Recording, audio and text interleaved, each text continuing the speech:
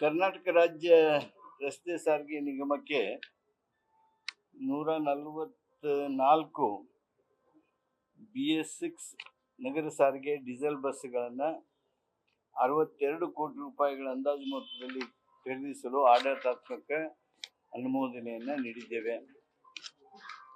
ಮಂಡ್ಯ ಜಿಲ್ಲೆಯ ಶ್ರೀರಂಗಪಟ್ಟಣ ತಾಲೂಕಿನ ವ್ಯಾಪ್ತಿಯ ದೇವರಾಯ RBL ಮತ್ತು ಬಂಗಾರದೊಡ್ಡಿ ನಾಲೆಗಳ ವಿತರಣಾ ನಾಲೆಗಳ ಅಭಿವೃದ್ಧಿ ಕಾಮಗಾರಿಗಳನ್ನು 60 ಕೋಟಿ ರೂಪಾಯಿಗಳ ಅಂದಾಜು ಮೊತ್ತದಲ್ಲಿ ಕೈಗೊಳ್ಳುವುದಕ್ಕೆ ಆಡಳಿತಾತ್ಮಕ ಅನುಮೋದನೆ ನೀಡಿದ್ದೇವೆ.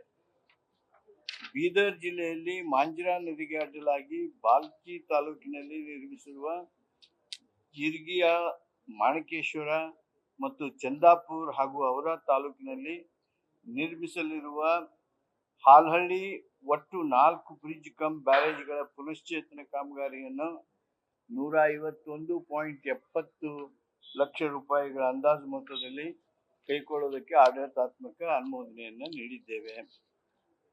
ಕರ್ನಾಟಕ ಪುರಸಭೆಗಳ ಕಾಯ್ದೆ 1964 ಹಾಗೂ ಕರ್ನಾಟಕ ಮಹಾನಗರ ಪಾಲಿಕೆಗಳ ಕಾಯ್ದೆ 1976ರ ಕೆಲವು ಪ್ರಕರಣಗಳಿಗೆ ತಿದ್ದುಪಡಿಯನ್ನು ತರುವುದರ ಸಲುವಾಗಿ ಮಸೂದೆಯನ್ನು ಅನುಮೋದನೆಯನ್ನು ರಾಜ್ಯ ಸಚಿವ ಸಂಪುಟ ಫೀ ಅಂತ ಇದ್ದದ್ದು ಸೆಸ್ ಮಾಡಬೇಕು ಅಂತ ಹೇಳಿ. ಈಗ ನಗರ ಸ್ಥಳೀಯ ಸಂಸ್ಥೆಗಳ ಆರ್ಥಿಕ ಸ್ವಾತಂತ್ರ್ಯ ಹೂಡಿಕೆ ಸಾಮರ್ಥ್ಯವನ್ನು ಹೆಚ್ಚಿಸುವ ನಿಟ್ಟಿನಲ್ಲಿ ಜಾಹೀರಾತು ಶುಲ್ಕಗಳಿಂದ ಸ್ಥಳೀಯ ಸಂಸ್ಥೆಗಳ ಆದಾಯವನ್ನು ಹೆಚ್ಚಿಸಬಹುದಾಗಿರುತ್ತದೆ. ಅದಕ್ಕೆ ಜಾಹೀರಾತು ಶುಲ್ಕ ಪಾವತಿಸಿಕೊಂಡು ಅನುಮತಿ ನೀಡುವುದಕ್ಕೆ ಕಾನೂನಿನಲ್ಲಿ ಅನುಕೂಲವನ್ನು ಮಾಡಿಕೊಳ್ಳಲಾಗ್ತದೆ. ದಿವಂಗತ ಶಾಸಕರಾದ ಶಿವಾನಂದ್ ರುದ್ರಪ್ಪ ಅಂಬಡಗಟ್ಟಿ ಇವರಿಗೆ ಅಭಿವೃದ್ಧಿ ಪ್ರಾಧಿಕಾರದಿಂದ ಬೆಂಗಳೂರು ಅಭಿವೃದ್ಧಿ ಪ್ರಾಧಿಕಾರದಿಂದ ಜಿ ಪ್ರವರ್ಗದಡಿ ಬನಶಂಕರಿ 6ನೇ ಹಂತ 10ನೇ ಬ್ಲಾಕ್ ಬಡಾವಣೆಯಲ್ಲಿ ಹಂಚಿಕೆಯಾಗಿರುವ 12x18 ಮೀಟರ್ ಅಳತೆಯ ನಿವೇಶನ ಸಂಖ್ಯೆ ಗುತ್ತಿಗೆ ಪರಿಗಣಿಸಿ ದಿವಂಗತರ ಪತ್ನಿ ಶ್ರೀಮತಿ ಶೈಲಜಾ ಶಿವಾನಂದ್ ಅಂಬಡಗಟ್ಟಿ ಅವರಿಗೆ ಶುದ್ಧ ಕರಪತ್ರವನ್ನು ನೋಂದಾಯಿಸಿಕೊಳ್ಳುವುದಕ್ಕೆ ರಾಜ್ಯ ಸರ್ಕಾರ ತನ್ನ ಒಪ್ಪಿಗೆಯನ್ನು ನೀಡಿತು. ನೇರ ನೇಮಕಾತಿಯಲ್ಲಿ ಅದಕ್ಕೆ ಬರ್ತೇನೆ. ನಾನು ನಿಮಗೆ ನೆಕ್ಸ್ಟ್ ಸಬ್ಜೆಕ್ಟ್ ಹೋಗಿ ಅದಕ್ಕೆ ಬರ್ತೀನಿ. ಆರೋಗ್ಯ ಮತ್ತು ಕುಟುಂಬ ಕಲ್ಯಾಣ ಇಲಾಖೆಯೊಳಗೆ ಆರೋಗ್ಯ ಮತ್ತು ಕುಟುಂಬ ಕಲ್ಯಾಣ ಸೇವೆಗಳ ಇಲಾಖೆಯಲ್ಲಿ ಕಾಯಂ ಆಗಿ ಗುತ್ತಿಗೆ ಆಧಾರದ ಮೇಲೆ ಅಥವಾ ತಾತ್ಕಾಲಿಕ ಆಧಾರದ ಮೇಲೆ ಅಥವಾ ಹೊರಗುತ್ತಿಗೆ ಆಧಾರದ ಮೇಲೆ ನೇಮಕಗೊಂಡಿರುವ ಅಧಿಕಾರಿಗಳು, ವೈದ್ಯರುಗಳು ಹಾಗೂ ಇತರೆ ಸಿಬ್ಬಂದಿಗಳ ಸೇವೆಯನ್ನು ಕರ್ನಾಟಕದಲ್ಲಿ ಇವತ್ತು ಅವರೇನು ಸ್ಟ್ರೈಕ್ ಮಾಡ್ತಾ ಇದ್ದಾರೆ ಅವರನ್ನ ಕರೆದು ಮಾತನಾಡೋದಕ್ಕೆ ಆರೋಗ್ಯ ಸಚಿವರಿಗೆ ಕ್ಯಾಬಿನೆಟ್ನಲ್ಲಿ ಸಲಹೆಯನ್ನು ನೀಡಲಾಯಿತು. ರಾಜ್ಯದಲ್ಲಿ ICJS inter operable criminal justice system ಹಾಗೂ IT ಸೇವೆಗಳ ಅನುಷ್ಠಾನಕ್ಕೆ ಹಾರ್ಡ್ವೇರ್ ಮತ್ತು ಸಾಫ್ಟ್ವೇರ್ಗಳನ್ನು ಒಟ್ಟು 227.58 ಲಕ್ಷ ರೂಪಾಯಿಗಳ ಅಂದಾಜು ಮೊತ್ತದಿಂದ ಖರೀದಿಸಲು ಪೊಲೀಸ್ ಆಧುನೀಕರಣ ಯೋಜನೆಯಡಿ ಆಡಳಿತಾತ್ಮಕ ಅನುಮೋದನೆ ನೀಡಿದೆ. ಬೆಂಗಳೂರು ಮಲ್ಲೇಶ್ವರಂ ಮಾರ್ಗೋಸಾ ರಸ್ತೆಯಲ್ಲಿಯ ಶಾಲಾ ಶಿಕ್ಷಣ ಇಲಾಖೆಗೆ ಸೇರಿದ 1 ಎಕರೆ ಜಮೀನನ್ನು ಮಹಾರಾಣಿ ಲಕ್ಷ್ಮೀ ಅಮ್ಮಣ್ಣಿ ಕಾಲೇಜ್ ಟ್ರಸ್ಟ್ ಇವರಿಗೆ ಗುತ್ತಿಗೆ ಆಧಾರದ ಮೇಲೆ 30 ವರ್ಷ ಅವಧಿಗೆ ವಿಸ್ತರಣೆ ಮಾಡೋದ್ರ ಬಗ್ಗೆ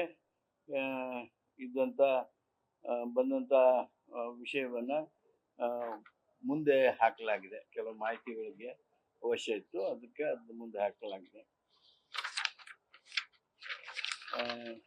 coming back to the subject,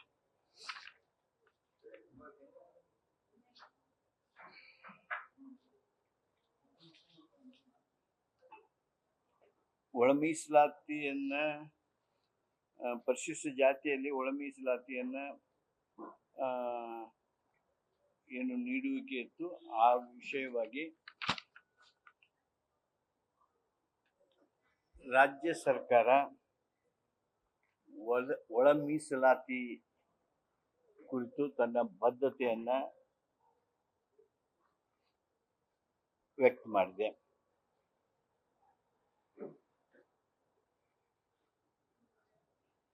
ಒಳ ಮೀಸಲಾತಿ ಕುರಿತಂತೆ ಚರ್ಚೆ ಮುಂದುವರೆದಿದೆ. ಮತ್ತೆ ಚರ್ಚೆಗೆ ಸಭೆ ಸೇರುತ್ತೇವೆ. ಸಭೆ ಯಾವಾಗ ಸೇರುವುದು ಎಂಬುದರ ಬಗ್ಗೆ ತೀವ್ರ ಸೇರುವುದಕ್ಕಾಗಿ ಸಮಯ ನಿಗದಿ ಮಾಡುವುದಕ್ಕೆ ಮುಖ್ಯಮಂತ್ರಿಗಳಿಗೆ ಅಧಿಕಾರ ನೀಡಲಾಗಿದೆ.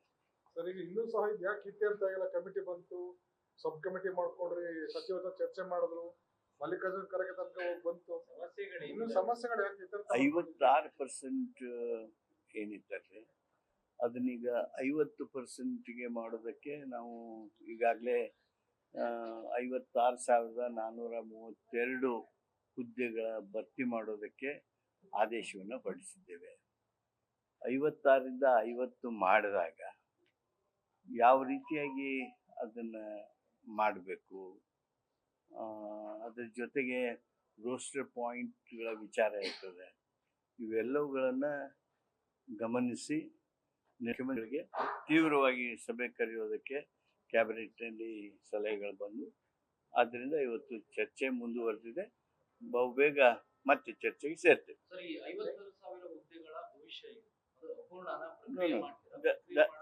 The order that what we have issued by last cabinet decision, that holds good. That is not changed, not disturbed.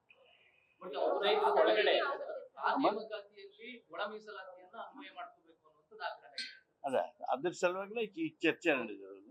ಅದರ ಸಲುವಾಗಿನ how that is to be done, what about the roster point, all these issues are being discussed. The discussion is on and we will again meet at the earliest. ಒಳಗಡೆನೆ ಕೊಡೋದಕ್ಕೆ cabinet ಒಪ್ಪಿಗೆ ಇಲ್ಲ. 15ರ ಒಳಗಡೆನೆ ಒಳ ಮೀಸಲಾತಿ ಕೊಡೋದಕ್ಕೆ ಒಪ್ಪಿಗೆ ಇಲ್ಲ. ನಾನು ವಿವರವಾಗಿ ಹೇಳಿದೆ. ಈಗ ನಾವು 56ಕ್ಕೆ ಮಾಡೋದಕ್ಕೆ ಏನು ತೊಂದರೆ ಇದೆ ಅನ್ನೋದು ನಿಮಗೂ ಗೊತ್ತಿದೆ. 50ಕ್ಕೆ ಮಾಡಿದಾಗ ಅದನ್ನು ಹೇಗೆ ಏನು ಮಾಡಬೇಕು, ಒಳ ಮೀಸಲಾತಿ ಬಗ್ಗೆ ನಮ್ಮ ಬದ್ಧತೆ ಇದೆ. ಅದನ್ನು ಯಾವ ರೀತಿಯಾಗಿ ಪ್ರಪೋರ್ಷನೇಟ್ ಆಗಿ ಇದನ್ನು ಮಾಡಬೇಕು ಏನು ಅನ್ನೋದ್ರ ಬಗ್ಗೆ, ರೋಸ್ಟರ್ ಪಾಯಿಂಟ್ಸ್ಗಳ ಬಗ್ಗೆ ಬಹುಬೇಗ ಮತ್ತೆ ತೀವ್ರವಾಗಿ ಚರ್ಚಿಸಿ ಅಂತಿಮ ನಿರ್ಣಯಕ್ಕೆ ಬರ್ತೀವಿ. Thank you.